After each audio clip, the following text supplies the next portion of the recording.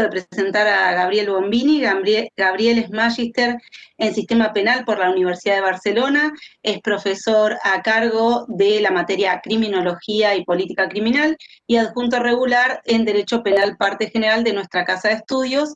Además, es juez de garantías.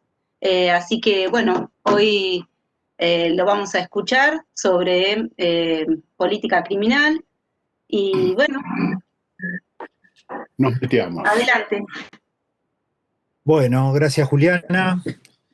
Muchas gracias por la presentación y muchas gracias por la invitación a Juliana y Pablo en este ciclo tan importante que se ha venido desarrollando en relación al derecho a la ciudad, en el que han participado docentes como el que nos acompaña también, el profesor Mario Portela, que bueno, ha sido director de nuestro grupo de investigación y ha sido también quien nos ha forjado la mirada crítica en relación al problema del sistema penal, que es un poco la propuesta que cuando conversábamos con Pablo para trabajar en este curso, pensábamos traer ligándolo al problema que plantea en general ya el equipo de investigación que viene llevando adelante Pablo en relación al derecho a la ciudad, pero que cruza claramente con los problemas que tienen que ver con la política penal y los problemas criminológicos, porque el espacio de la ciudad latinoamericana, específicamente, es un espacio de altos niveles de conflictividad,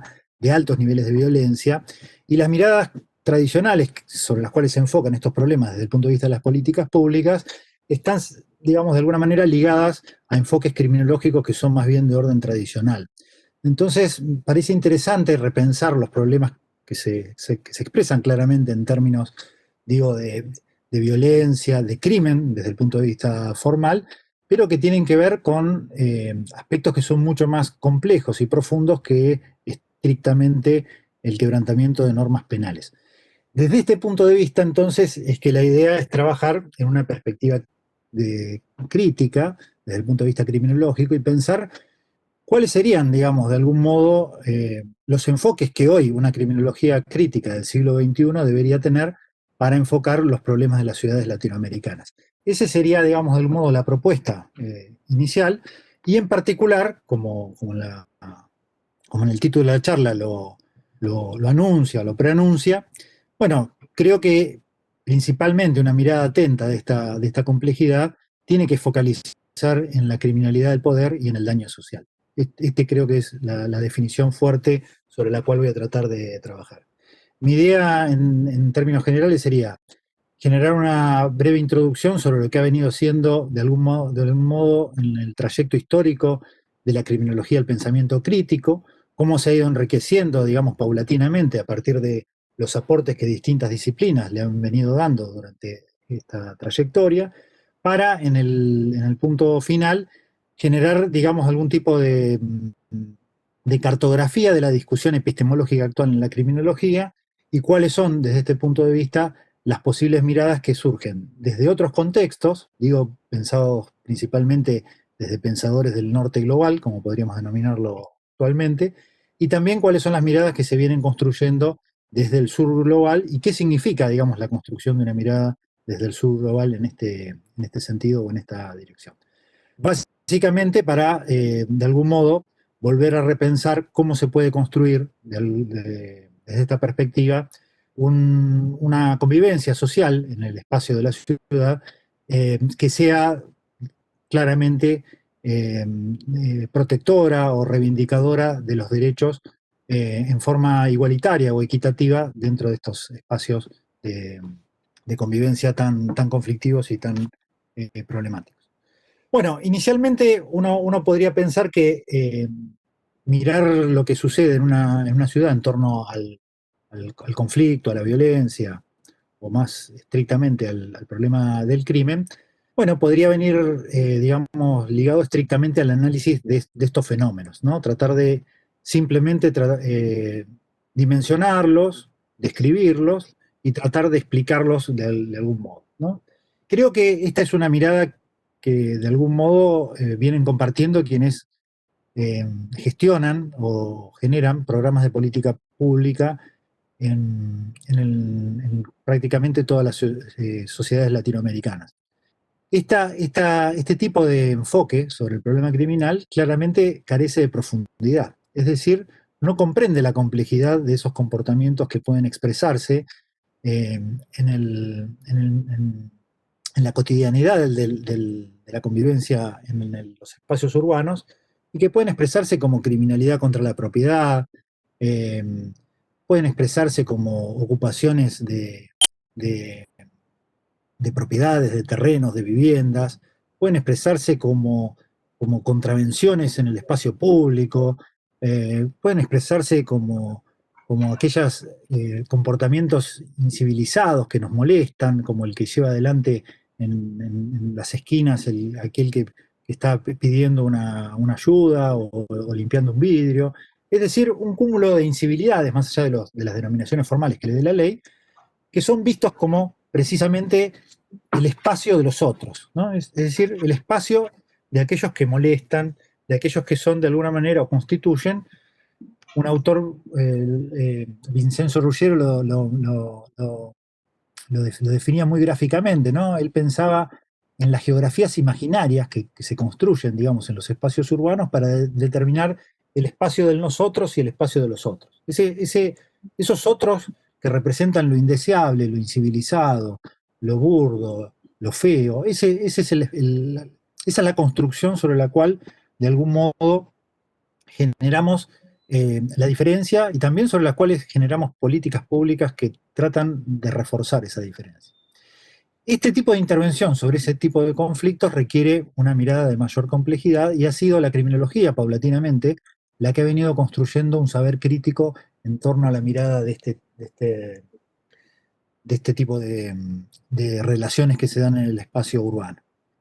Digamos, uno podría acudir a distintos ejes para reconstruir la historia crítica de la criminología, pero vamos a centrarnos básicamente en 3 o 4 grandes patrones, digamos, de pensamiento que de algún modo pusieron en crisis esta mirada sobre la complejidad del espacio urbano, o de la complejidad de la conflictividad en el espacio urbano.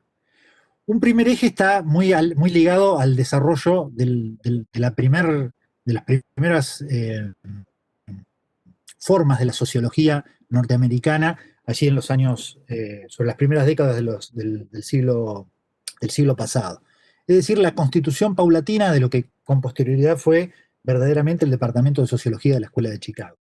Un tipo de sociología que trató precisamente como objeto principal el problema de la ciudad, ¿no? Es decir, ciudades que habían sufrido en ese momento la gran masa migratoria desde Europa, que se reconstituyen, digamos, en un momento de fortalecimiento a la salida del New Deal, de grandes centros urbanos, donde se desarrollan, digamos, con fuerte la industria pesada, metalúrgica, pero que poco a poco van generando un crecimiento demográfico exponencial, recipendiarios también de distintas culturas, es decir, la convivencia, digamos, no solamente de aquellos que forjaban los primeros trazos de la cultura WASP norteamericana, sino también la inclusión de migraciones rusas, turcas, polacas, italianas, y que sin lugar a dudas iban generando un espacio claramente de conflictividad social. Han sido periodistas en este sentido los primeros de embarcarse en lo que hoy llamaríamos métodos etnográficos de investigación, es decir, la constitución, digamos, propiamente en los círculos urbanos, el contacto directo con los verdaderos protagonistas, incluso las vivencias, ¿no? Este tipo de técnica de investigación que implica la observación participante, es decir, incluirse dentro de los grupos efectivamente que se quieren investigar para conocer con mayor detalle, con mayor precisión, las formas de la convivencia, las normas específicamente que constituyen esos grupos, cómo ven de alguna manera los valores o las pautas culturales. Una de las primeras investigaciones en ese sentido la desarrolló Andersen y se llamó The Hobo Man, es decir, lo que hizo de alguna manera este periodista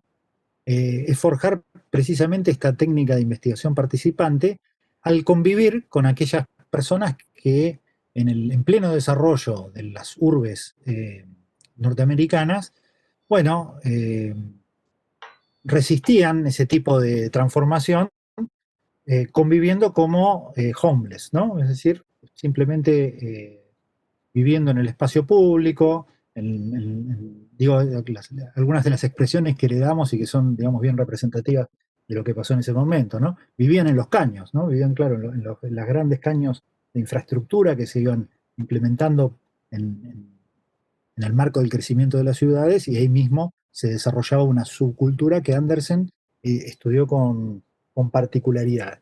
¿Y qué permitió este trabajo y otros como los de Robert Park, y ya una vez constituida la Escuela de Chicago, todo el desarrollo posterior que ahora vamos a trabajar? Bueno, permitió entender que efectivamente un primer conflicto era el conflicto cultural, y que se desarrollaba específicamente en el ámbito de la ciudad, en el cual de alguna manera la dimensión geográfica tenía una relevancia central para entender el tipo de interrelacionamiento entre las distintas culturas, cómo de algún modo la actividad criminal eh, se desplegaba sobre determinados sectores de la sociedad, perdón, del entramado urbano, que estaban de alguna manera ligados a los barrios, digamos, de obreros, o los barrios más carenciados. Es decir, permitió entender que el problema criminal no estaba relacionado con la patología individual de alguien que efectivamente, por una razón de inmoralidad, de déficit biológico o constitutivo, se orienta hacia una conducta negativa, inmoral, o hacia la realización del mal, sino que en realidad los aspectos de la convivencia, que obviamente se generaban un alto grado de conflictividad frente a la masividad de las mezclas culturales que se daban en ese entorno, eran, sin lugar a dudas, el centro del conflicto que se presentaba en estas urbes, ¿no? Me refiero a Chicago, pero también me refiero a Detroit, es decir, todos aquellos centros urbanos que presentaron inicialmente altos niveles de criminalidad y por ende altos niveles de preocupación en las agendas políticas. Un segundo desarrollo de las teorías sociológicas forjadas a partir de la Escuela de Chicago fue aquella que puso el acento en los aspectos de lo simbólico, ¿no? Es decir, cómo de algún modo definimos las situaciones eh, como conflictivas, como inmorales o como delictivas, y cómo esas definiciones tienen capacidad de determinación de qué es, en definitiva, el delito, o qué es la conducta normal. Es decir, pensar que no es exclusivamente la esencia de la conducta lo determinante para definir la conducta criminal, sino cómo los grupos sociales asignan, de alguna manera, ilicitud o inmoralidad a determinado tipo de conducta. Esta línea de pensamiento se fue robusteciendo a partir de muchos aportes. Digamos, uno de los primeros aportes vendría de la mano de George Mead, ¿no? Cuando de algún modo empezó a poner en juego la identidad individual con respecto de la mirada que el entorno social representa o refleja respecto del propio individuo, ¿no? Esa primera obra de George Mead, que en realidad estaba como la de John Dewey, ¿no? Orientada más a otros problemas, a otras instituciones, como las instituciones educativas, de a poco fue reapropiada por la sociología para mirar otros conflictos, y finalmente también reapropiada por la criminología para entender, en definitiva, que la desviación social no dependía exclusivamente de la decisión individual de los sujetos,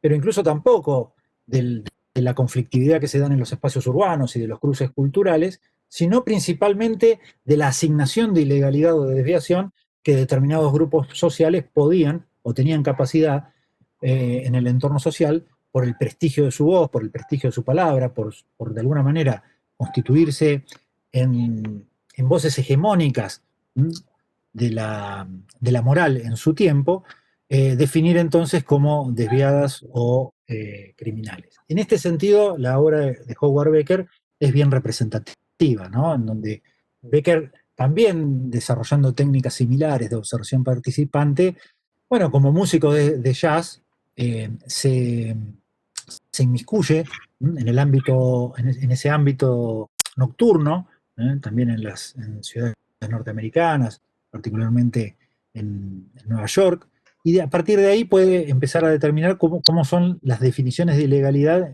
en este caso, en su investigación particular, sobre aquellas personas que consumían marihuana. Y cómo se construía sobre estas personas, que además obviamente compartían una actividad muy particular, como era la difusión de una música que inicialmente generaba, luego fue aceptada, incorporada dentro de la cultura norteamericana, pero inicialmente sabemos que fue muy resistida porque provenía justamente, eh, digamos, de la cultura negra, y había desde este punto de vista un fuerte componente racista. De hecho, digamos, al pasar a mencionar que toda la guerra contra las drogas que posteriormente declaró Nixon tienen su origen en la persecución de los músicos de jazz que encabezan las primeras formaciones de esas policías policiales norteamericanas para la persecución de este tipo de crímenes, ¿no? Pero bueno, en definitiva lo que Becker va a demostrar es que la construcción que existía sobre estas subjetividades no era más que parte del poder de definición que tenían determinados sectores sobre este tipo de conductas. Uno podría pensar en una tercera tradición de pensamiento crítico muy relevante para revisar estas categorías tradicionales de la criminología, que es, sin lugar a dudas, la de la Escuela de Frankfurt, ¿no? Es decir, un tipo de pensamiento que recuperó ya, digamos, entrado el siglo XX, la mirada, digamos, del pensamiento marxista, que lo entrecruzó con los enfoques del psicoanálisis, y que permitió generar una revisión de, digamos, el proyecto de la modernidad cultural, ¿no? En el sentido en que lo habíamos comprendido tradicionalmente, y empezó de algún modo a identificar cuáles eran, dentro de esa forma cultural en la cual se construyó la sociedad moderna occidental, cuáles eran los puntos de crisis o los enfoques, digamos, que desde algún punto de vista podrían mostrar una tendencia hacia lo que se venía ya avisorando en aquellos años 70, que era obviamente el pasaje del capitalismo hacia formas mucho más crueles, ¿no? Que son las que hoy en el siglo XXI estamos vivenciando. Ya la Escuela de Frankfurt en ese momento generó advertencias de qué implicaba ese proyecto de la modernidad, cómo el contrato social, que se presentaba como un contrato eh, abierto, plural, para todos, igualitarios, en realidad era un contrato sesgado, ¿no? En donde eh, los incluidos en el contrato social eran más bien, digamos, algunos sectores sociales, aquellos que además, de algún modo, eh, eran quienes definían las pautas del orden y la construcción de estas definiciones sociales de las que hablaban Howard Becker, y de algún modo entonces ponían en cuestión la dirección de este sistema de producción en particular. Creo que la criminología crítica amalgama de alguna manera estas tres tradiciones de un modo muy relevante allí en los años 70, cuando incorpora, por un lado, la crítica al delito como esencia; por otro lado, la dimensión simbólica de la definición; y por otro, la dimensión estructural, que pone sin lugar a dudas la forma de producción capitalista que acompañó, digamos, y acompaña con sus vicisitudes actuales el desarrollo de las sociedades occidentales. Yo, digamos, de algún modo incorporaría una tercera visión, que algunos la incorporan como propia de la criminología crítica, pero creo que estoy convencido, digamos, y así lo presentan muchos estudiosos de su obra, con clara autonomía, que es la aportación de Michel Foucault, ¿no? Michel Foucault, obviamente, va a generar en el campo del pensamiento filosófico y sociológico en general, pero en el campo del pensamiento criminológico en particular, una fuerte desestructuración al de algún modo poner a la vista cómo se fueron construyendo como verdaderas genealogías morales, ¿no? Recupera Foucault en esta dirección a Nietzsche, como verdaderas genealogías morales, bueno, las formas de sentido común con las cuales entendemos el sistema penal, ¿no?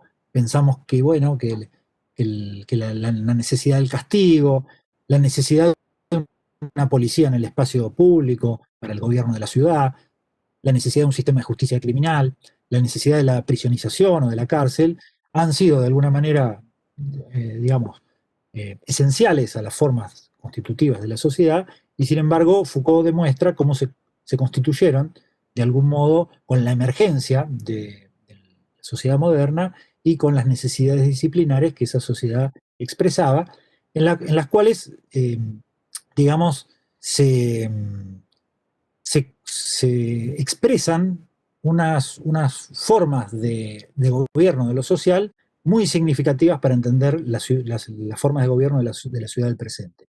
¿Y cuáles son?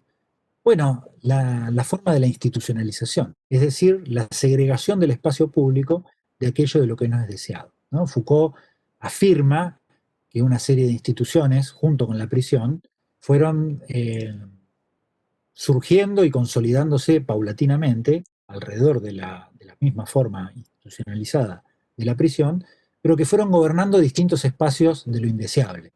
Las, los hospicios, las casas de meretrices, las casas de laboro, una serie de instituciones, como mencionaba Foucault, que no tienen otra misión que es hacer invisible al espacio público de la ciudad los problemas sociales que traían estas formas de organización de lo económico, de lo político, de lo cultural que estaban detrás de este proyecto moderno. Con este background, digamos, de pensamiento crítico, digo, para identificar cuatro grandes filones, digamos, podríamos pensar también en muchas otras ideas que han aportado al pensamiento criminológico de un modo muy sustantivo, como la idea de elite de Talcott Parsons, la idea de hegemonía en Gramsci, pero digo, para poder identificar, de algún modo, sintetizar estos grandes cuatro núcleos de pensamiento, han desestructurado sin lugar a dudas las miradas tradicionales que hoy seguimos viendo que son las que colonizan las miradas de los gestores de política pública, y por eso, digamos, decíamos al inicio, todavía están ancladas en miradas que carecen de profundidad y no incorporan la dimensión compleja del problema. Pero entrado el siglo XXI, creo que es necesario repensar algunos de estos filones de la crítica en torno a, bueno, las formas que viene adquiriendo eh, la economía, la política y la cultura en el entorno actual.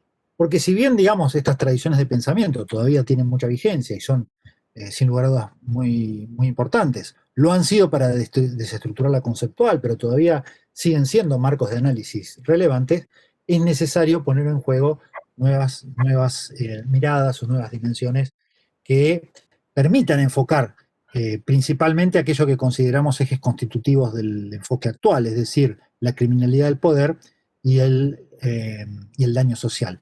No porque no lo hubieran hecho aquellas tradiciones, ¿no? Digo, cuando pensamos en la tradición de la sociología eh, norteamericana, la criminalidad del poder ya aparecía en los trabajos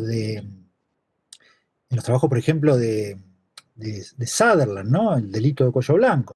¿Qué enfocaba Sutherland? Bueno, principalmente un detalle particular de la criminalidad que desplegaban en aquel momento 51 grandes empresas norteamericanas, lo que generó cuando se publica el informe de Sutherland un gran escándalo público, detallando precisamente la cantidad de delitos que se cometían en estas empresas de prestigio por profesionales exitosos y de prestigio, poniendo de alguna manera en foco no solo una conceptualización particular del delito de cuello blanco, que viene definida específicamente por ser el cometido por personas de prestigio en el marco de su ocupación, sino por una revisión general de la categoría del delito, que implica que el delito se distribuye igualitariamente en la sociedad según el espacio de aprendizaje de cada sujeto. Entonces, si el espacio del aprendizaje es el espacio de la calle, de la violencia callejera,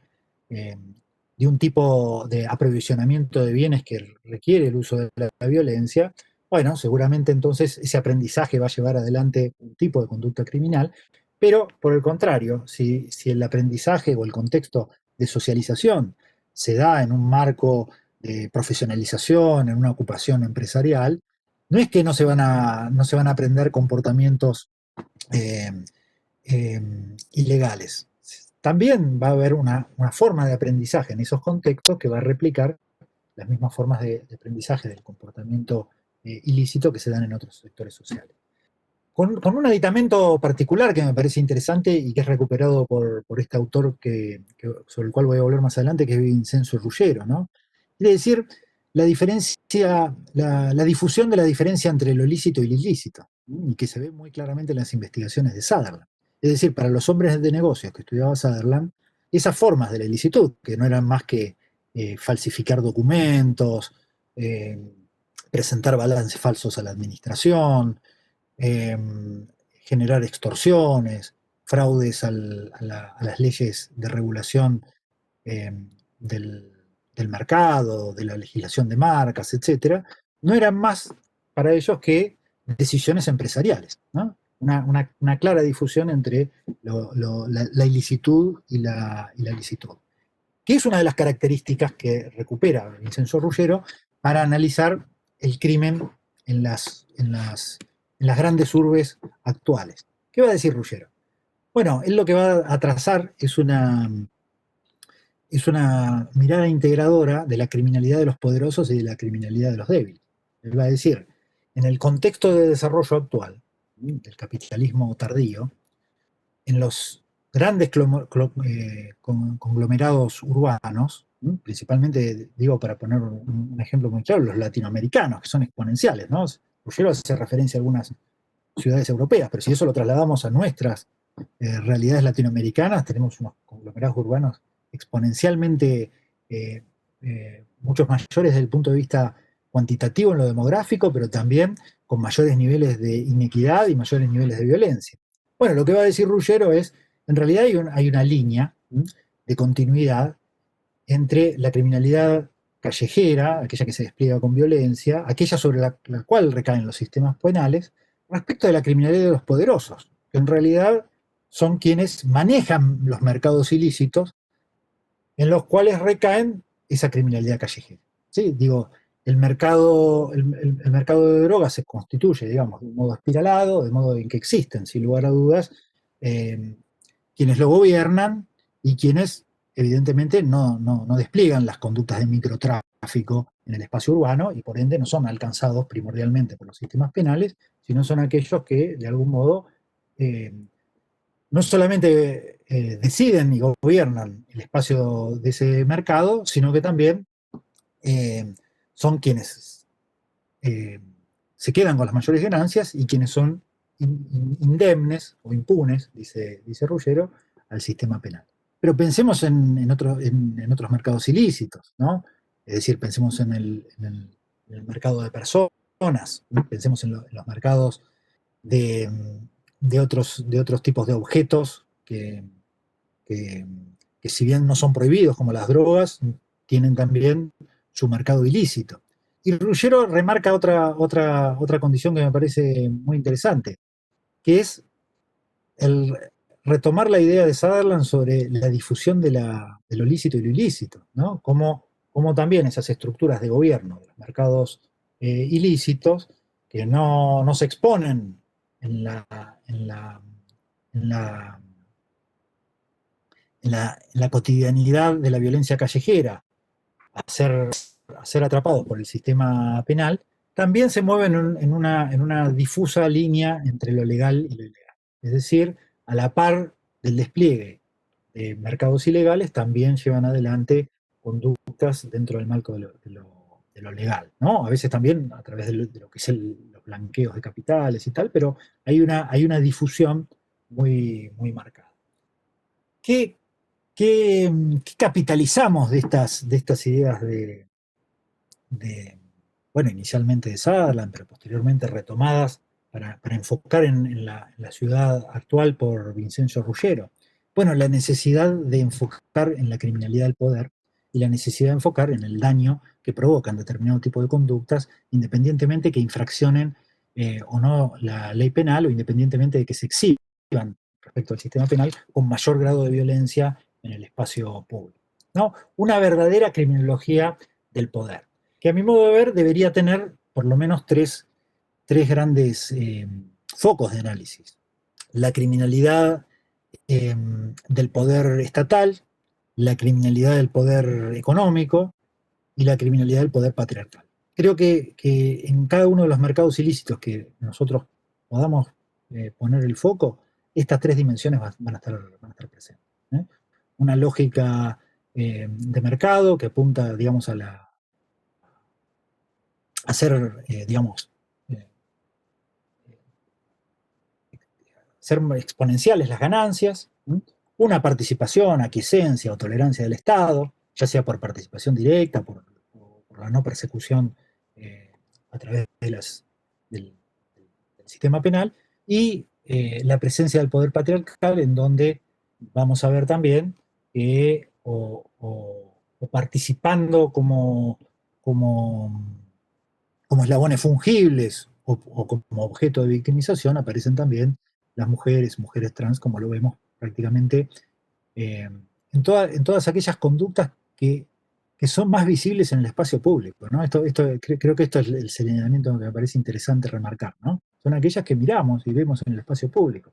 Nuestros vecinos del barrio Bernardino Rivadavia quejándose de la zona roja, porque efectivamente ahí hay un espacio de la violencia visible, ¿no? Pero digo claramente, la necesidad de la mirada crítica, ¿sí?, desde el punto de vista criminológico, debe enfocar a la organización de esos mercados, al modo, ¿no?, al modo en que esos mercados se estatuyen y cómo de alguna manera, eh, con un enfoque de la criminalidad del poder, uno puede generar primero una descripción y una explicación, una comprensión desde el punto de vista de la ciencia social, obviamente más valedera, más profunda, que incorpora la complejidad y que desde este punto de vista es muy necesaria.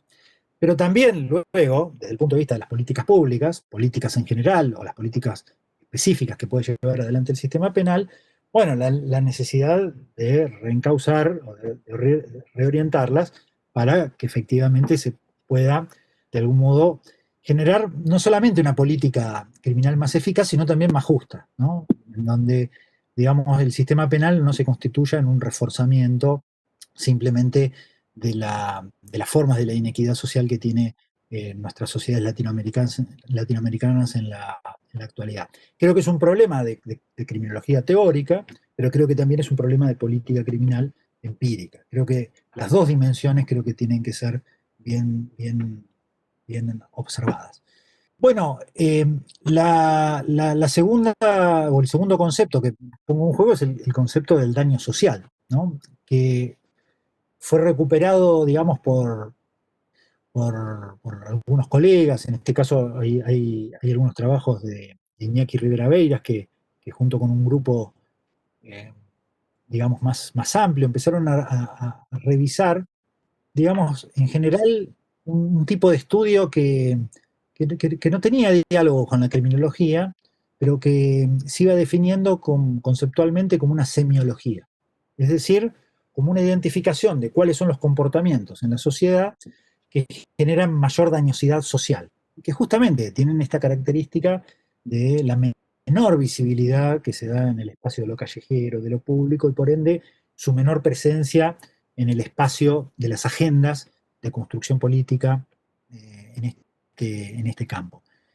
A qué nos referimos? Bueno, a la pobreza, ¿no?, a las catástrofes ambientales, ¿m?, a la concentración del, del, de la economía, ¿no?, a la falta de regulación de la economía globalizada, de las grandes empresas transnacionales. Es decir, una serie, digamos, de reacondicionamientos que se fueron consolidando durante fines del siglo pasado, pero principalmente durante este siglo, y que lo que fueron generando, sin lugar a dudas, en la- una mirada global, fueron sociedades claramente cada vez más inequitativas, cada vez más desiguales. Digo, con una proyección muy drástica, muy, muy exponencial en América Latina, ¿no? América Latina, ustedes conocen, obviamente, el continente que, que tiene mayor inequidad social, mayores niveles de desigualdad, ¿eh? ¿No? Por encima del africano, que puede tener eventualmente mayores niveles de pobreza, las mayores inequidades están en América Latina.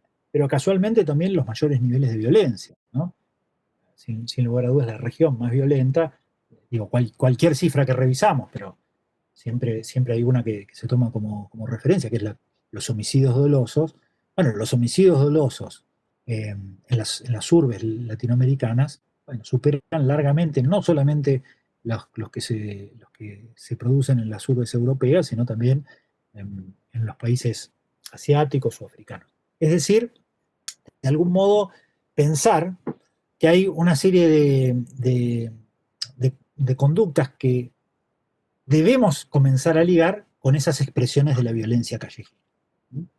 Y que son las que, sin lugar a dudas, constituyen las reglas del juego por las cuales existen estos niveles de diferenciación y estos niveles de violencia.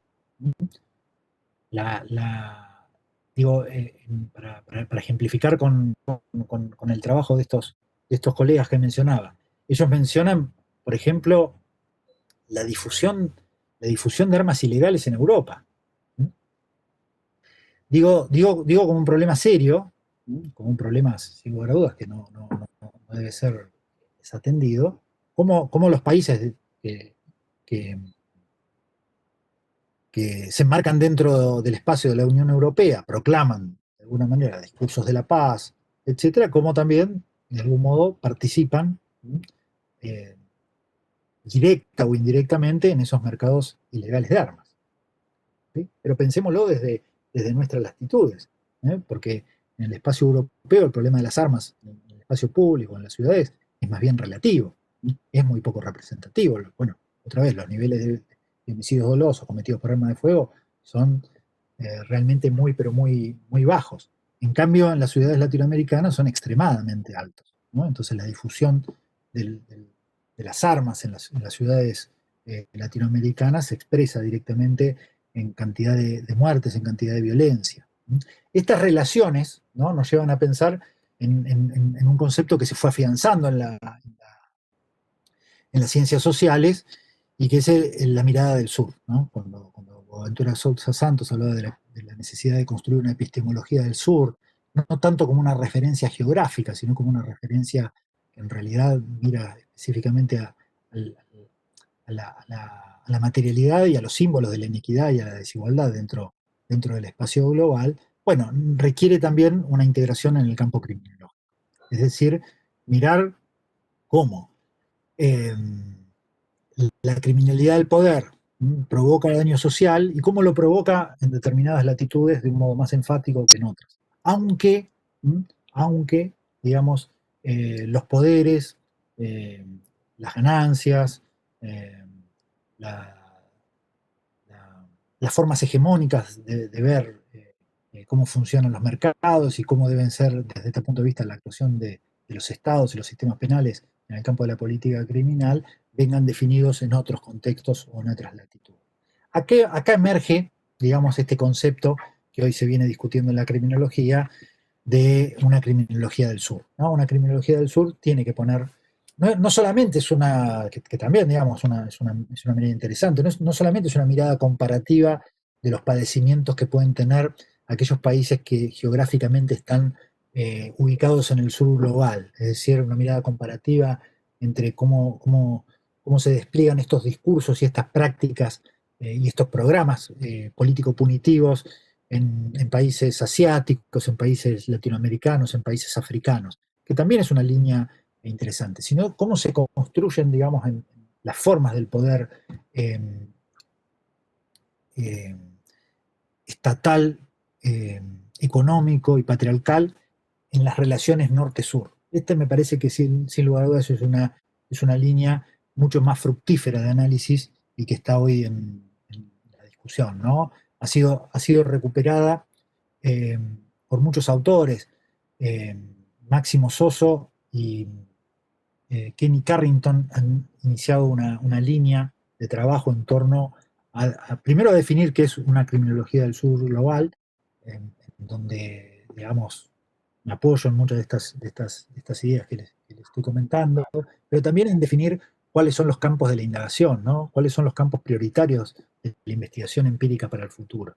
Y desde mi modo de ver, eh, creo que se abren dos líneas muy interesantes para demostrar la dualidad entre lo que Ruggiero llamaba la criminalidad de los poderosos y la criminalidad de los débiles. Por un lado, el estudio detallado y empírico local de cómo funcionan los sistemas penales.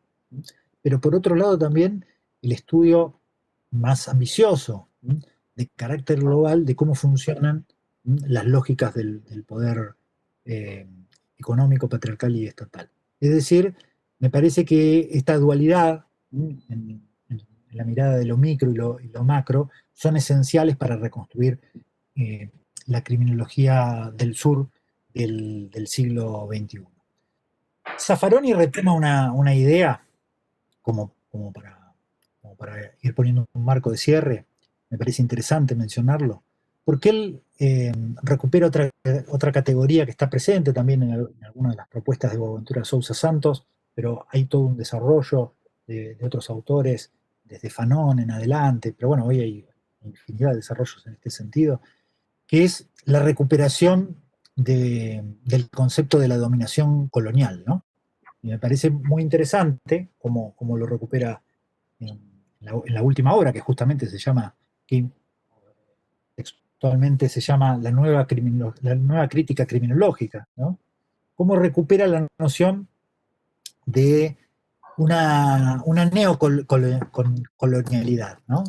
Que no tiene que ver con aquella vieja forma de colonización de la dominación territorial, ¿no? Bonapartista, que sin lugar a dudas fue la que es la historia de nuestra región, ¿no? Sino que cobra hoy las formas del poder financiero, ¿no? Ahí me parece que hay un acento muy interesante, recuperando la línea de lo anterior, sobre la cual Zaffaroni pone el foco, y me parece que es fundamental que también eh, esta, este totalitarismo financiero al cual alude Zaffaroni sea objeto de indagación y de análisis. Es decir, de alguna manera, la aportación crítica en torno al objeto de investigación, en el marco, vuelvo a decir, de estas propuestas que viene llevando adelante hace tiempo Pablo y su grupo de estudiar el derecho a la ciudad, creo que involucran la necesidad de la complejidad, ¿no? Entonces, para estudiar los niveles de conflictividad y de delito en un espacio determinado, como puede ser preocuparnos por lo local y preocuparnos por Mar del Plata, necesitamos incorporar estas dimensiones novedosas de la crítica. No las tradicionales, que ya nos permitieron remover conceptos y reorientar visiones, sino hoy centrarnos en las formas de la criminalidad del poder, en el daño social y en cómo se proyecta sobre las violencias en los espacios urbanos. Por el momento, gracias. Espero que haya sido interesante para el debate. Muchas gracias, Gabriel. Muy interesante. Ahora el debate, la discusión. Gracias, Gabriel. Bueno, abrimos el debate. Quien quiera hacer algún comentario o consulta.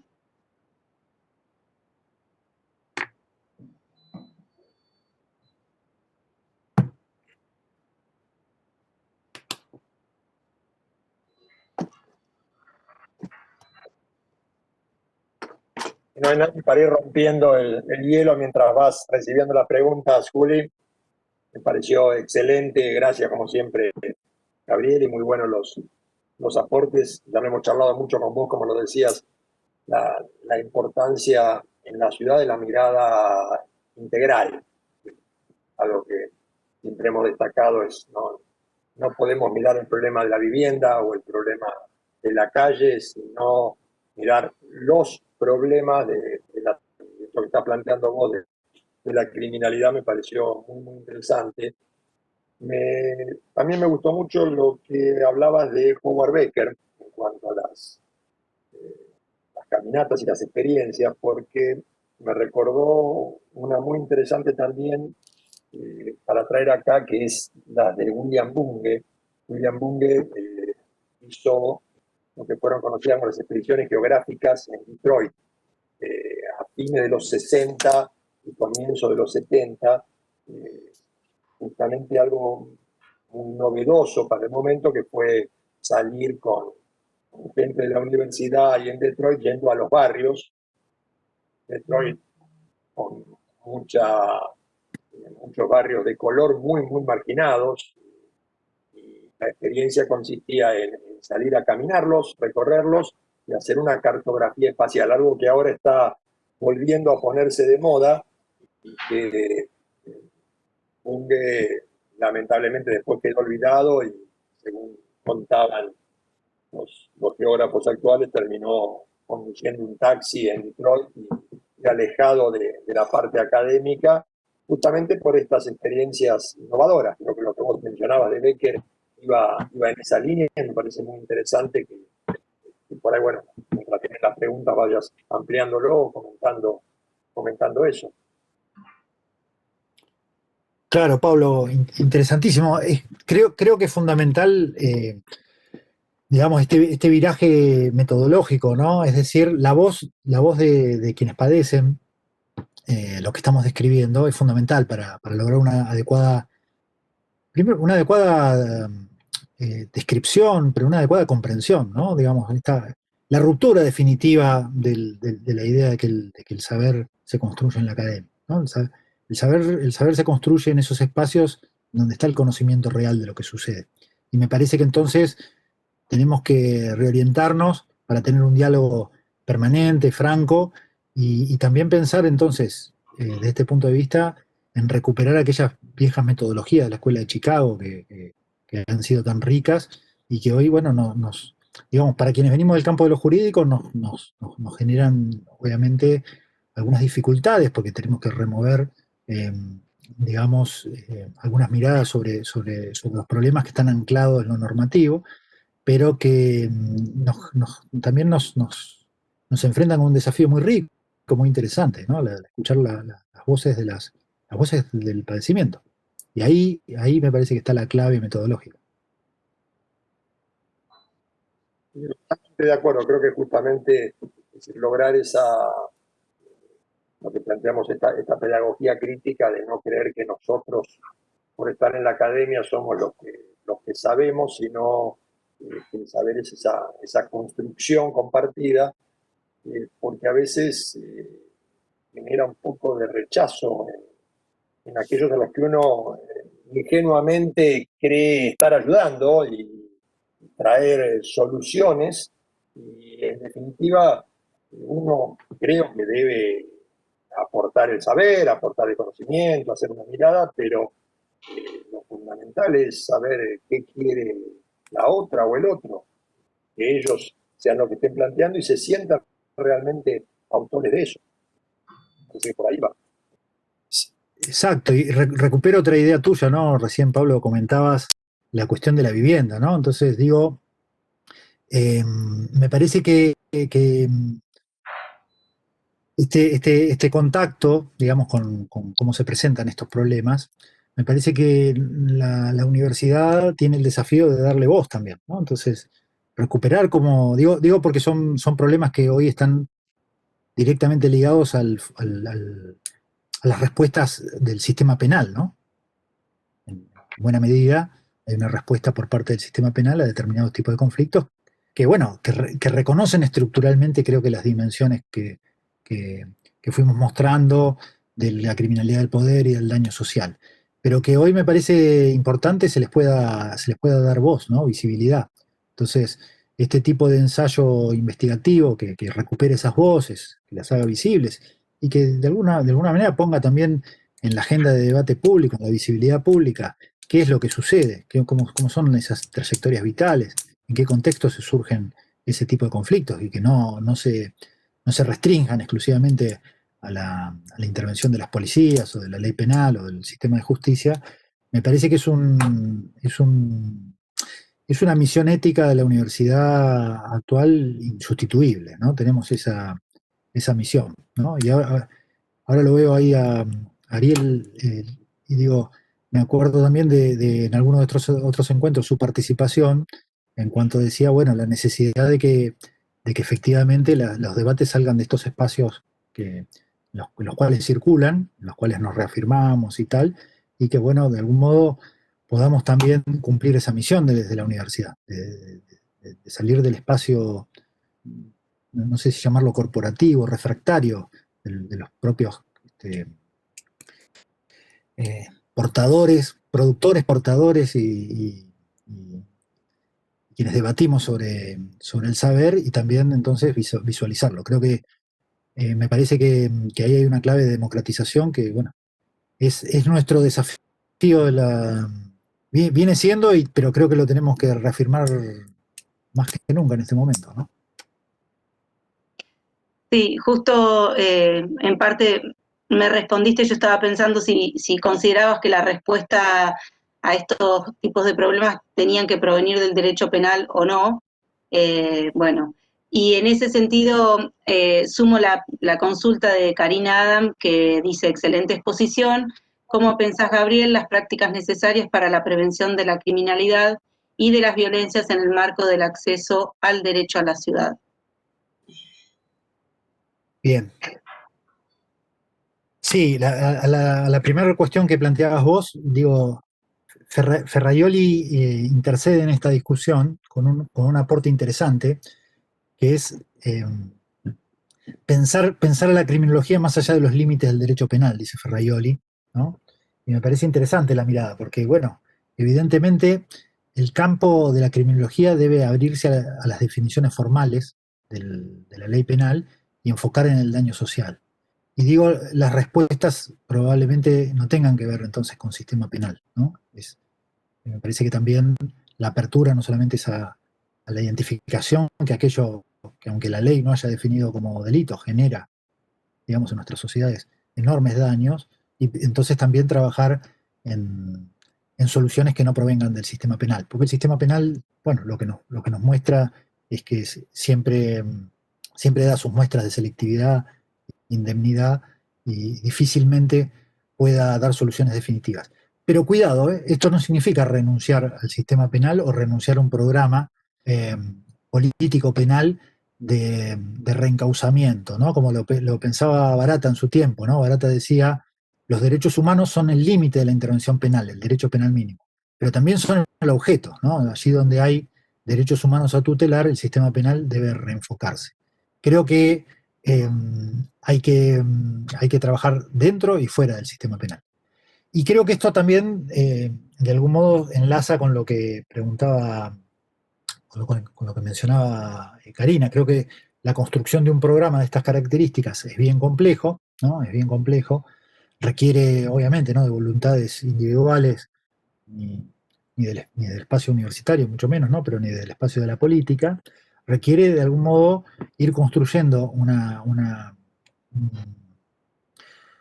bases de de reposicionar o de nuevas miradas sobre los problemas que se vayan construyendo y se vayan solidificando para que, de algún modo, desde distintos espacios se vayan revisando estas miradas sobre el problema eh, social en general y en particular sobre aquello que puede tener que ver con el derecho a la ciudad. Creo que la construcción es bien compleja. Eh, Pienso que asentarse exclusivamente en la intervención del Estado va a ser siempre insuficiente, ¿no? Creo que es necesario, igual que lo que acabo de decir del sistema penal, creo que las políticas del Estado son absolutamente necesarias, pero que hay que construir desde la base, ¿no? Creo que la construcción, como mencionaba, estamos recordando a todos los italianos, pero digo, como mencionaba Pavarini, digo, las políticas de construcción de un espacio de la convivencia social democrático se hace dal basso, decía Pavarini, y no dal alto, ¿no? Las políticas del alto son necesarias, digo, que existan programas gubernamentales, pero en general los van construyendo, digamos, las bases, ¿no? Si no, miremos las formas de reposicionamiento público del- del problema del feminismo que han hecho, obviamente, las bases que han construido las acciones, el movimentismo, y hoy son visualizados por la agenda pública de modo, creo que prioritario, ¿no? Y luego sí comienzan las políticas del alto, ¿no? Hay compromisos de organizaciones internacionales para programas de reforzamiento de la perspectiva de género en la justicia, etcétera, pero han sido, digamos, de alguna manera, las construcciones del vaso las que han logrado estas miradas. Creo que sin lugar a dudas tenemos que pensar en algo más allá del Estado, ¿no? Es decir, eh, las políticas públicas son imprescindibles, pero también, de algún modo, la construcción comunitaria es fundamental. Y digo, me parece que en la universidad, si bien tiene sus limitaciones, desde ya, obviamente, en nuestra región, bien cuantiosas, la, la participación debe ser activa, ¿no? Creo que el grupo en el que ustedes participan, bueno, lo demuestra, ¿no? Trabajando desde hace tiempo con esta noción del derecho a la ciudad en uno de los sectores más conflictivos, trabajando cotidianamente, viendo los problemas día a día. Creo que ahí hay redes, ¿no? Para la construcción, eh, digo, que pueden ser muy fructíferas, ¿no? Me parece que ahí hay varias claves. No sé, Karina, si es medianamente lo que lo enfocabas, pero creo que ahí hay una construcción interesante. Y con otra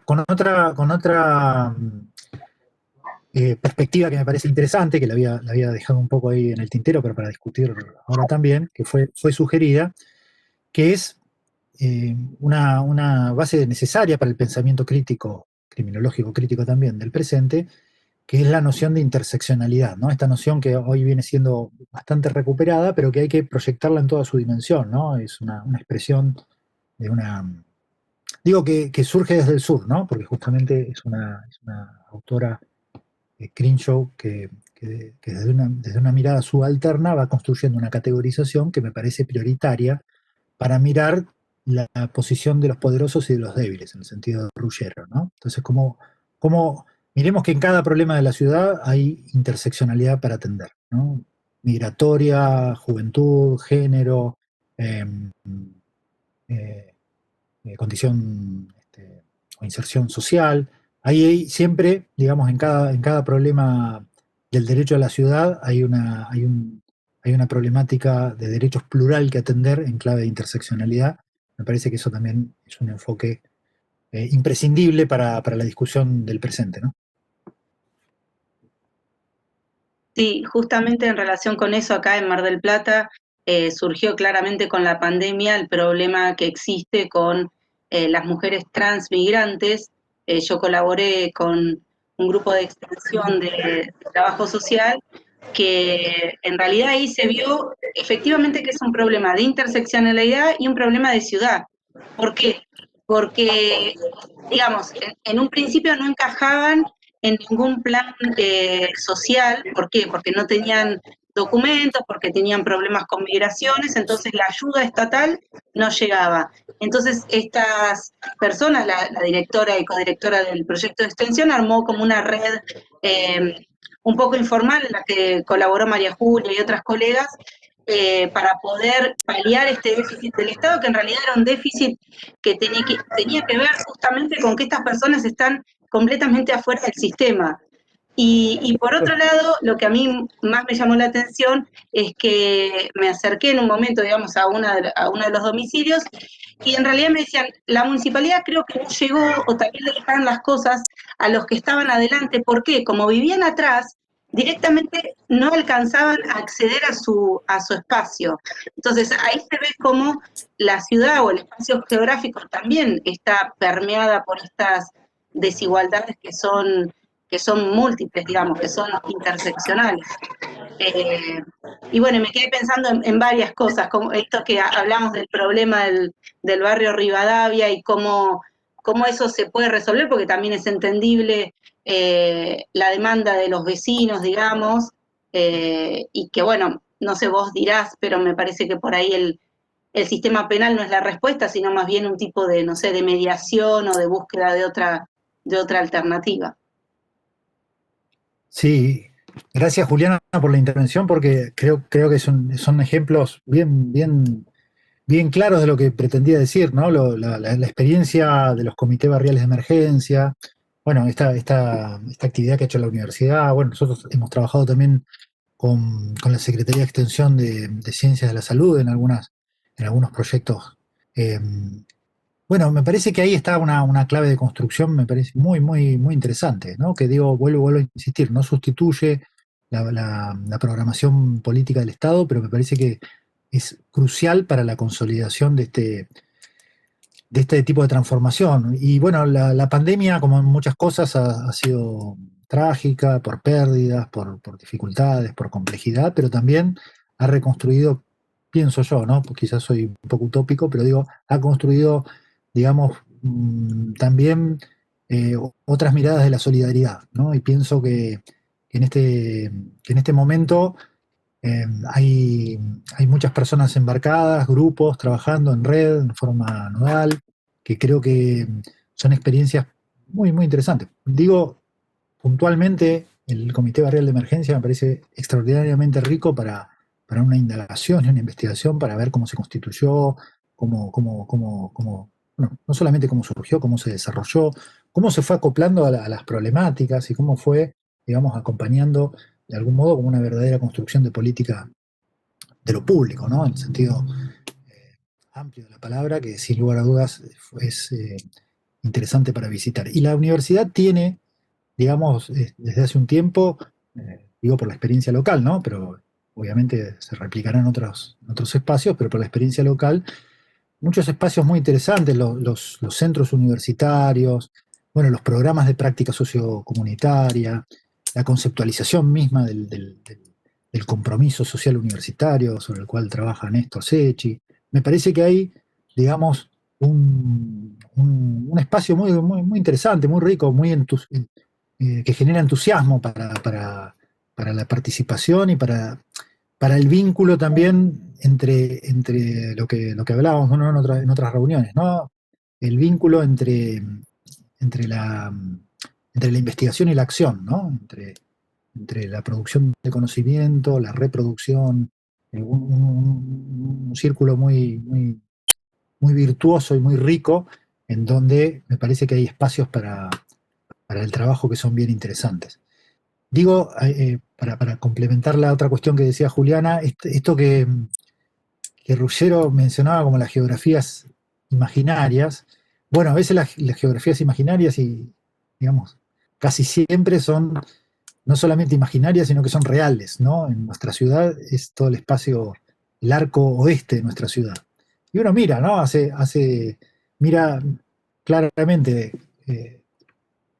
el mapa de la ciudad y cruza, nosotros lo hemos hecho cruzando investigaciones sobre la criminalización y el trabajo que ha hecho el grupo de trabajo que está en ciencias económicas, no me acuerdo ahora bien el nombre, que hace el informe anual sobre el mercado de trabajo. No me acuerdo precisamente el nombre del grupo, en su momento era dirigido por la NARI, ahora creo que lo dirige Actis, me parece que es su director actual.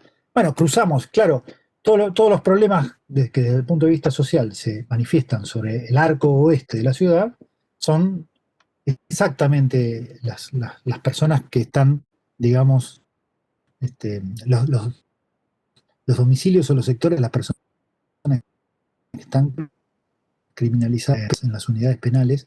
Leo Palacios, que está acá también, no sé si nos está está, si puede participar, porque hoy me parece que no podía participar, pero él ha hecho una investigación particular sobre esto y ha podido también verificar esa relación. Se hizo otra investigación interesante sobre la difusión de la seguridad, ¿no? La difusión de la seguridad privada y las reclamaciones de la seguridad pública y, bueno, cómo se despliegan claramente geográficamente. Quiero decir, las geografías son imaginarias, ¿no? Esa geografía imaginaria de lo indeseable, después en los entornos urbanos cobra materialidad y se focaliza, ¿no? En determinados espacios. En este caso, para Mar del Plata, el arco oeste.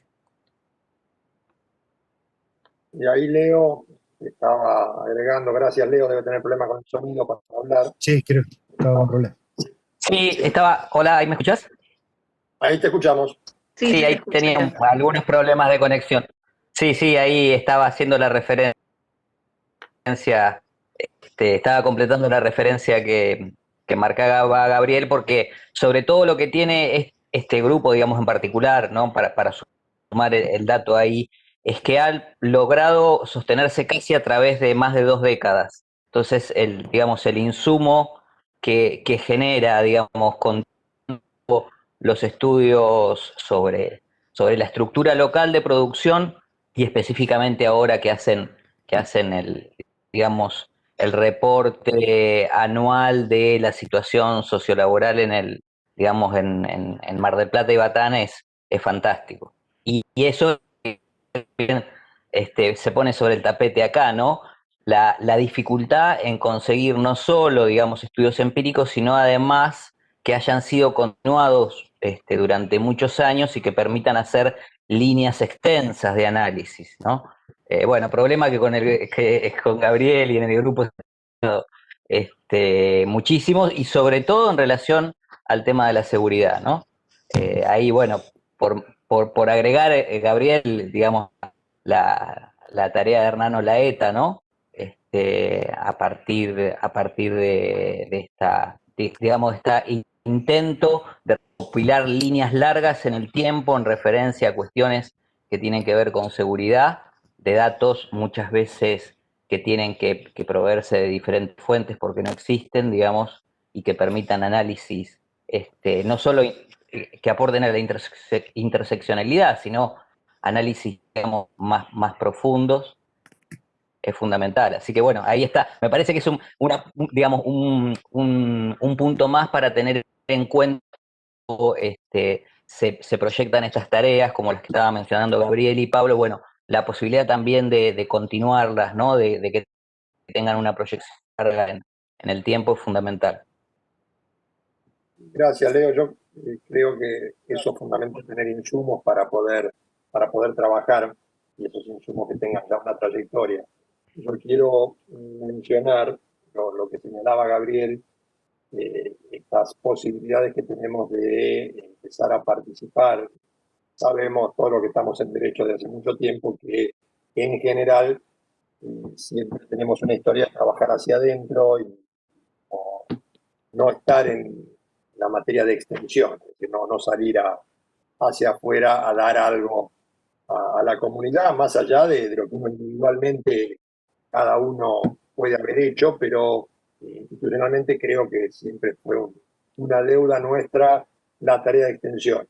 En los últimos tiempos, por suerte, eso se ha ido revirtiendo, como señalaba Gabriel, hemos logrado este trabajo con los centros barriales, una buena conexión, y de hecho desde el centro se nos ha dado la posibilidad, yo les comenté en alguna reunión anterior que habíamos sido invitados y estábamos participando desde la municipalidad o junto con la municipalidad con la Comisión de Transporte.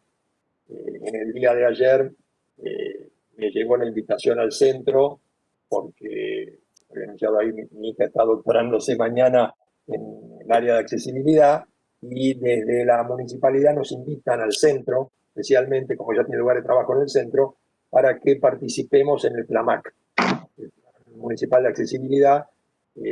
Nos piden que desde el centro enviemos representantes y que podamos dar otra visión. Nosotros tenemos a Agustina Palacio que trabaja en en el área de discapacidad, que es la experta que tenemos, pero bueno, creo que es importante ir teniendo vinculación con el área de municipalidad, con los centros barriales, esta conexión que tenemos ahora y en la cual la mayoría de ustedes han sido integrados, que es la Universidad Popular, porque eso nos acerca a lo que estaba planteando Gabriel, las y los interesados directos, y nos da de alguna manera una posibilidad de participación. Esperemos que después la palabra de la universidad sea tenida en cuenta, pero yo creo que ya es importante el hecho de que quieran escucharla. Después, el año pasado participamos en el tema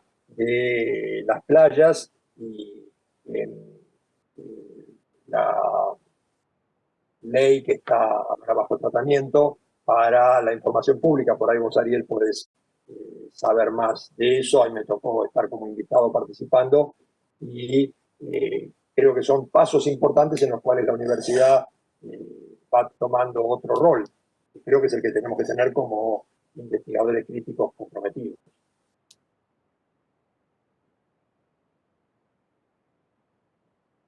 Terminé, no quiero monopolizar más.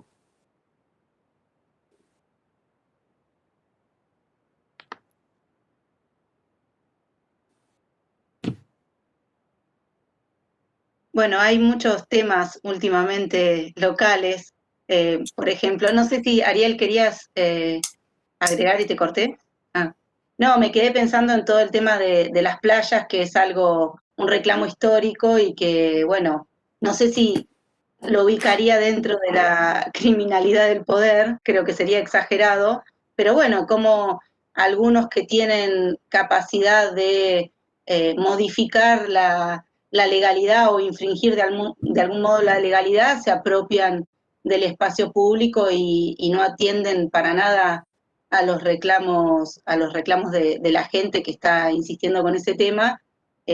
Bueno, es algo interesante que está sucediendo ahora, pero no sé cuál sería la respuesta adecuada.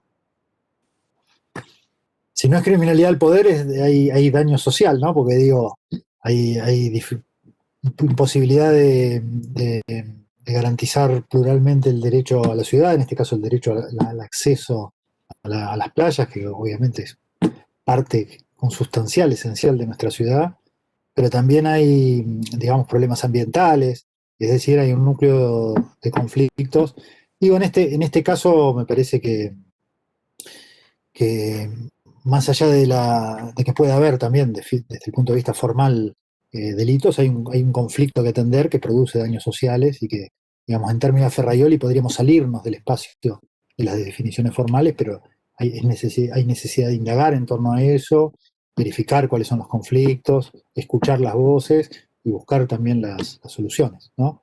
Puede quedar sujeto a la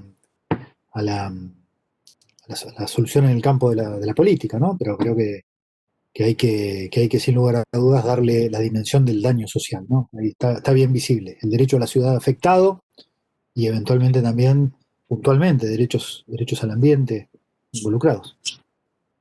Es un conflicto público-privado de lucha de espacios bajo el modelo neoliberal, se ve muy, muy claro. Acá lo podemos ver en las playas, es un ejemplo que tenemos nosotros.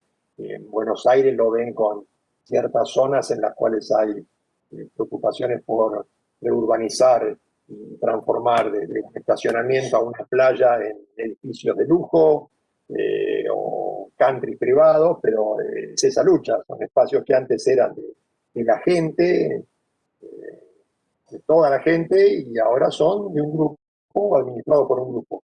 A veces puede no haber delitos, las playas están concesionadas, ahora es quién la concesionó, cómo se concesionó, en qué condiciones. La lucha de estos días, el planteo es, por lo menos me llegó a mí ahora el pedido de informes a la comuna, era díganos a quién le alquilan, quién es el propietario, qué espacio tiene por concesión, cuántas carpas, cuánto cobra, cuánto paga de canon, qué es lo que le deja a la ciudad. Información que sería algo básico y elemental, a veces la gente en general no tiene acceso. No digamos la gente en general, los interesados que tenemos más poder de lobby tampoco tenemos conocimiento. Entonces, es una lucha público-privada. Sí, ahí digo, me parece que interesante es a partir de lo que veníamos charlando en otras intervenciones, en todos los problemas aparece la necesidad de la multidisciplina, ¿no? Porque todos los problemas son multidimensionales y es necesario cruzarlos, ¿no? En todos los temas tenemos que mirarlo desde el punto de vista del ambiente, desde el punto de vista de lo arquitectónico, desde el punto de vista jurídico, desde el punto de vista social. Me parece que esa es otra de las referencias que aunque no hice explícitamente, sin lugar a dudas son parte de la intervención de la universidad desde un punto de vista crítico en los problemas públicos. Y en este caso en particular con un añadido, ¿no? Que es el espacio que está disputado entre lo público y lo privado. Ahora es más acotado, ¿no? Porque en la pandemia el espacio se achica por las necesidades del distanciamiento. Entonces, creo que ahí digo, me parece que como en otras cuestiones en la pandemia aparece una oportunidad, ¿no? Porque ahora, más allá de la capacidad que pueda tener la universidad para hacer visibles las voces y para que esas voces no sean estigmatizadas, digo, para que se vea cuáles son los tipos de reclamos genuinos y que no sean, digamos, resueltos en alguna categoría estigmatizante. Creo que ahora, en este momento, emerge una oportunidad, ¿no? Se puede hacer visible porque hay algo que es claramente bien atendible. El espacio se achicó y hay que compartirlo de otra manera porque si no, no se puede cumplir con el distanciamiento social. Entonces me parece que este conflicto que tiene larga data, en este momento podría tener una oportunidad para una discusión plural, amplia y que se resuelva el espacio de la política con todas las voces, ¿no? Sí, si me permiten, ahí Pablo, Gabriel, agregar algo, justamente porque tiene que ver con algo muy actual que está pasando. Nosotros estamos justo en este momento debatiendo el presupuesto municipal. Y allí lo que se empezó a debatir tiene que ver con esto que señalaba Gabriel, porque es el uso de espacios públicos tarifados para emprendimientos gastronómicos que en virtud de la pandemia, digamos, sufrieron lo que sabemos que sufrieron. Entonces, ver de qué manera se permite que estos emprendimientos gastronómicos puedan subsistir generando empleo, ¿no? Lo conocemos todos, el empleo más o menos directo o indirecto habla de entre 30 y 40.000 personas de la gastronomía en nuestra ciudad y la hotelería. En ese sentido, entonces la discusión gira en torno a esto. Es una legislación de excepción, permitir el uso de espacio público solo por esta temporada, digamos, en virtud de lo que señalábamos recién. Bueno, sí. Y después, digamos, ¿cómo lo pensamos el después? Con el tema del espacio público en las playas pasa exactamente lo mismo. En este caso, están concesionadas, sí, por supuesto, con concesiones que vienen de hace 20 años, 30 años, o algunas menos, pero me refiero legal, hay que ver la legitimidad que tiene, el acceso, cómo se da este año, cómo no se da este año, y me parece que son discusiones que hay que dar como discusiones novedosas, que en esto sí me parece que la academia enriquece. Hoy discutimos el presupuesto con perspectiva de género. Y la verdad que empezar a plantear un presupuesto municipal con perspectiva de género me parece que es un avance. La respuesta del funcionario, el secretario de Hacienda, y yo, entre comillas, lo defendí en algún sentido, porque fue, bueno, la Dirección de Política de Género tiene tanto dinero. Y yo le dije que era la respuesta que hubiera dado yo antes de pasar por capacitaciones de la ley Micaela o lo que fuera, digamos, hace 10 años o hace 20 años, ¿no? Me refiero. Y entonces hay que entender que la desigualdad, digamos, un presupuesto tiene que intentar disminuir las brechas de desigualdad, en lo que sea. Y con esto retomo algo, y ya algo que dijo Gabriel, cuando en su momento yo trabajaba en el Ejecutivo Municipal, se hicieron, y se trabajó mucho con Gabriel, digamos, ahí está uno de lo que la academia ayuda y se involucra en temas que a veces otros no quieren, con cuestiones que tienen con la desigualdad. Yo ya lo dije aquí mismo, pero era el índice de homicidios dolosos cada 100.000 habitantes. Entonces teníamos en un sector de la ciudad números mejores que en el norte de Europa, y hablo del sector cercano a la costa, y en otro sector de la ciudad, en el oeste, teníamos números cercanos a Bogotá, Guayaquil, o cualquier ciudad de Latinoamérica que decíamos. Me parece que esto también claramente es una muestra más de las dificultades que hay de acceso a todo el derecho a la ciudad que se materializa allí. A veces es difícil desde la política porque por supuesto hay que compatibilizar intereses y en esto también, los que estamos en la tarea legislativa tenemos que buscar consensos. Y también lo hablamos, ahí lo veo a Mario, muchas veces es una cosa agonal de la CLO o de otra manera. Y bueno, a veces se puede ir con la CLO y a veces gobernar es hacer determinada concesión para juntar fuerza para ir para más adelante. Pero me parece que es buenísimo porque a los que estamos por ahí en otra función, esto nos permite muchas herramientas que podemos depositar allí, donde en definitiva se van tomando las decisiones locales, ¿no? Eso. Gracias, Ariel. Es bueno tener una visión de alguien que está en la academia y que está en la política activa del gobierno municipal, porque todos estamos de cierta forma en la política, pero otra cosa es estar en cargos ejecutivos, en cargos donde hay que resolver, en los que muchas veces lo que uno ve simple de afuera, que no se sientan, conversan, hay intereses detrás, hay otras cosas que se mueven que son difíciles de explicar, o difíciles de entender para el que no está ahí. Es buena tu visión, se agradece. Me alegra saber que tienen perspectiva de género en la elaboración del presupuesto. No estaba enterada, así que es un avance. No es que en la elaboración del presupuesto no estuvo, hoy lo planteamos en la primera, digamos, discusión con el secretario de Hacienda, lo planteó. Olvídenlo. Y bueno, así que lo seguiremos planteando.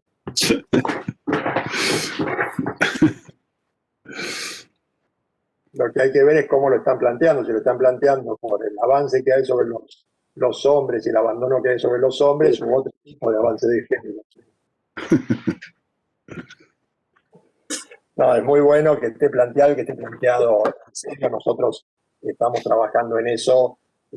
Bueno, la universidad hace rato que tiene un compromiso real con el tema y la reunión del seminario de la semana que viene ya lo anticipo, va a ser la apertura, va a coincidir con la apertura de las jornadas, de las 20 jornadas de filosofía y ciencia política, va a ser a partir de un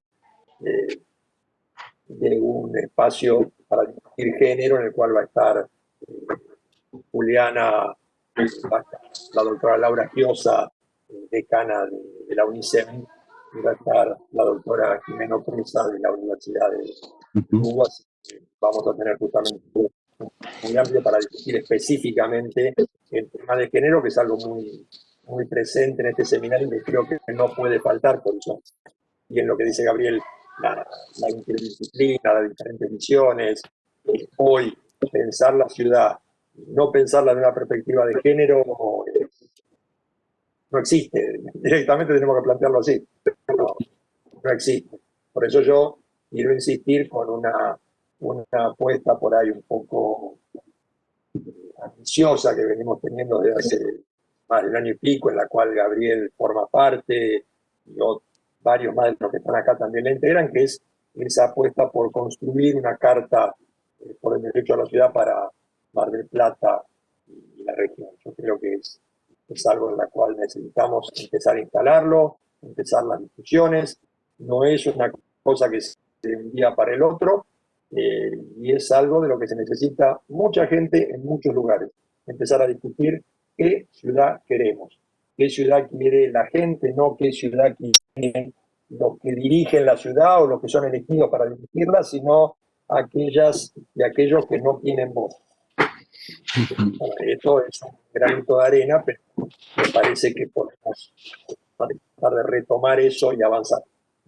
Nosotros lo hemos propuesto ahora para uno de los proyectos de programa de extensión del verano, volver a discutir con respecto a la Carta por el Derecho a la Ciudad. Queremos tener éxito. No sé, Juli, si tenés más preguntas para Gabriel, si hay alguien que quiera hacer algún comentario más y no dejarlo que vaya a almorzar, que creo que no almorzó todavía Gabriel. Juan. Ahí, Juan. Pensá bien lo que vas a decir, porque tenés gente que si no te puede después castigar en casa. Está muy bien, está muy bien. No, iba nada, a felicitarlos por la charla, muy buena, y por ahí hacer una consideración en lo que hace a la intervención que puede tener el Poder Judicial. Digo, llegado el momento de la toma de tierras, que ahí se hace patente, me parece, el conflicto espacial, si no podían hacerse extensivas también las consideraciones que se hicieron respecto de la investigación. Digo, no se puede pensar en jueces que estén situados en el territorio o fiscales también.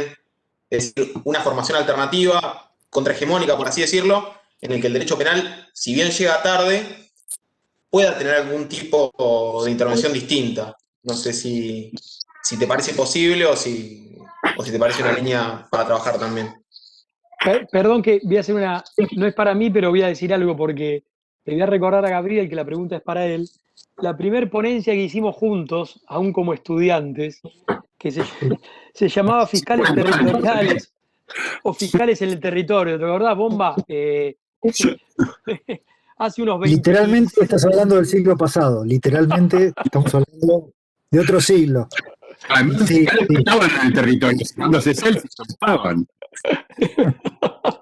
Claro, los de Guernica sí, pero con Bomba lo planteamos y voy a citar el congreso donde lo hicimos.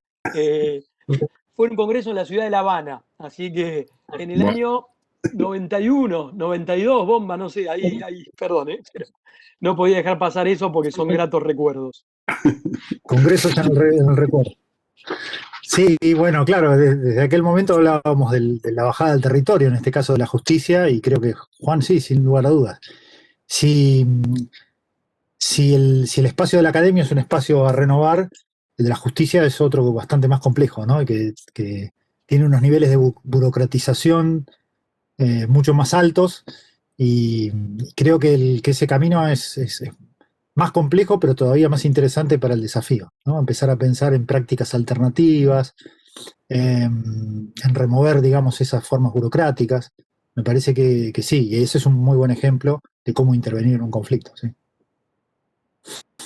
De cómo debería intervenirse en un conflicto. No Sí, fue un claro. conflicto, en realidad. De cómo debería, claro. Claro. Yo agregaría ahí, Juan, lo que hemos planteado ya desde hace bastante tiempo, bueno, vos lo conocés porque sos parte del grupo de investigación nuestro, cómo es necesario educar a la justicia, cómo la justicia necesita tener una visión de derechos económicos, sociales, culturales y ambientales, conocer qué es el derecho a la ciudad y conocer esos derechos para después hacerlo. Eso se ve muy claramente cuando nosotros planteamos la cuestión del litigio estratégico y las distintas respuestas que se dan a ese litigio estratégico. La respuesta que vemos de la justicia, en la cual asume el papel de decir, obligo al poder político a que dé solución a los problemas, a que cumpla con temas de derechos humanos, hasta otros extremos en los cuales directamente el planteo, la respuesta de la justicia es un tema político, no nos tenemos que meter, nos separamos. Y acá mismo, en las distintas resoluciones que vemos en el ámbito de la ciudad, vemos las dos soluciones, los dos extremos. Y así se ve a nivel mundial. Y lo que muestra muchas veces eso es un desconocimiento de que ya no es un tema de que hay que esperar una regulación para ver si son esos derechos efectivos, los económicos, sociales y culturales, o no, sino que tiene que cumplirlo. Si no lo cumple la política, el papel de la justicia activa es exigírselo a la política. Siéntense y den una respuesta, no seguir esperando. Para eso, como bien dice Gabriel, hay que romper con esa burocratización. Así como en su momento se exigió y se planteó como objetivo en la universidad que no seamos solamente docentes, tenemos que ser docentes, investigadores, docentes que permanentemente estudiemos y nos obliguemos, y eso era un poco, vos lo sabes, Mario, porque estuviste en todo su armado, el objetivo de la carrera, Sí. que después, bueno, como todas las cosas, se termina perdiendo, y en lugar de ser algo que nos obliga o que obliga al docente a estudiar y perfeccionarse, fue una manera de decir, ya estoy, tengo mi cargo de por vida. Pero la idea era esa, es decir, obligarse a, tengo que estar estudiando, ayornándome, participando, estando en la investigación y ahora estando en la extensión. Lo mismo debería ser en la justicia. Creo que Mario en la charla lo expresó muy bien. Las charlas ya están subidas, todo este ciclo en YouTube para que lo puedan ver cada una de las charlas. Creo que Mario lo planteó con gran claridad, ese deber en la justicia de perfeccionarse, de estudiar, pero como algo obligatorio, no como algo, el que tiene ganas lo hace y el que no, no hay ningún problema. Entonces lo que vos estás hablando, Juan, me parece algo esencial dentro de todo.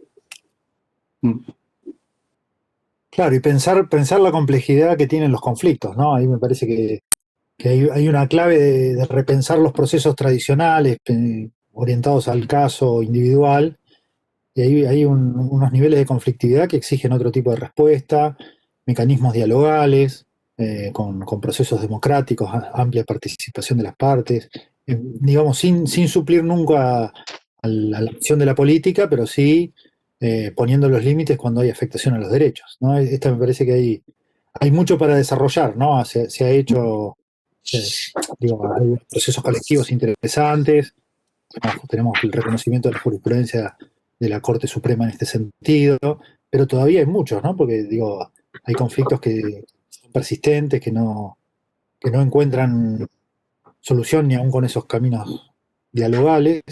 Entonces me parece que, digo, además no sé si peco otra vez de demasiado optimismo, pero también en el campo de la justicia hay un debate sobre eso, sobre la necesidad de su reforma, de su renovación. Y me parece que es un momento también interesante para el debate, ¿no? Donde se abre una oportunidad muy buena a partir de experiencias que todos conocemos, de cómo ha venido funcionando, sus deficiencias, sus sesgos de politización. Es decir, hay un escenario muy interesante para dar una discusión de fondo de la necesidad de la reforma de la justicia en clave de inclusión, en clave de género, en clave de multidisciplina. Hay, bueno, un espacio muy adecuado para pensar en la reforma de la justicia y también para actuarla, ¿no? Para generar nuevas prácticas, para difundirlas, replicarlas. Y me parece que hay un viento saludable. Digo, pienso desde justicia restaurativa hasta juicio por jurados. No sé. Sí. Me levanté optimista. Pero creo que es un momento interesante, una buena oportunidad, ¿no? Porque está en plena discusión y digo, cuando hablamos de la reforma penal, quizás ahora se ha sesgado exclusivamente en transformar algunos tribunales por experiencias fallidas de todo cómo ha funcionado el sistema durante muchos años, pero me parece que hay una apertura para pensar algo más grande, ¿no? Algo más de fondo. Y creo que hay movimiento. Me parece que es un tiempo interesante para generar también reformas en la justicia.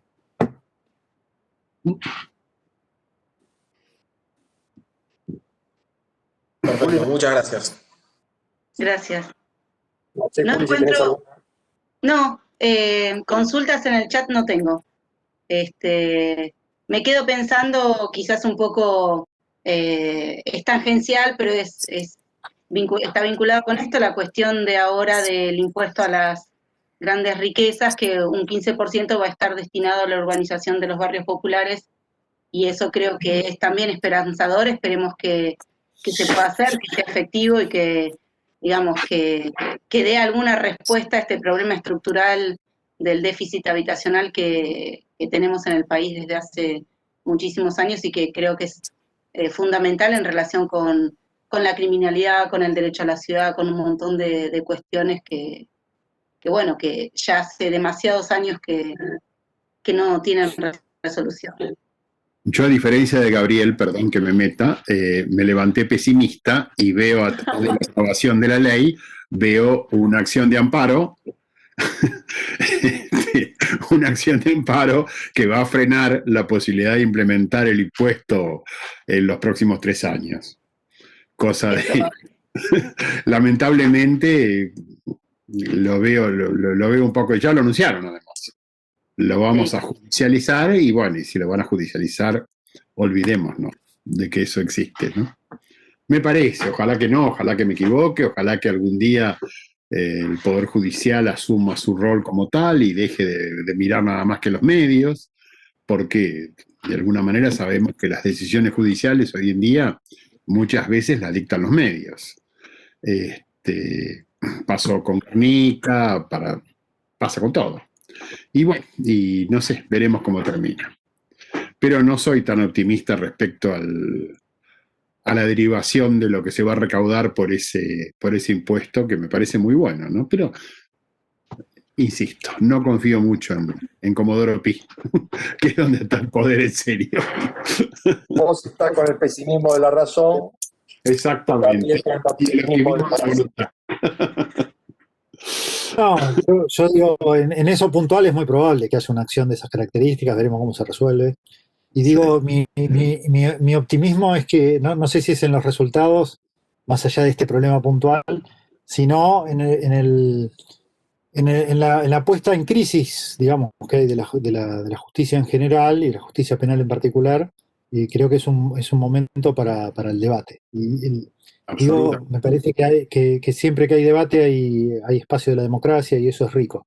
No sé si soy tan optimista en cuáles van a ser los resultados finales de ese debate, pero sí que por lo menos hay un espacio en donde necesariamente hay que poner las cosas, hay que dar las vueltas, y esto es saludable, esto es parte del juego de la democracia, digamos, que estructuras que tradicionalmente han sido tan poco proclives al cambio, que han sido tan tradicionales en el peor sentido de la palabra, conservadoras, puedan estar un poco removidas, creo que es interesante. Veremos cómo sigue, pero creo que es una oportunidad por lo menos para darle un poco de aire democrático a la justicia.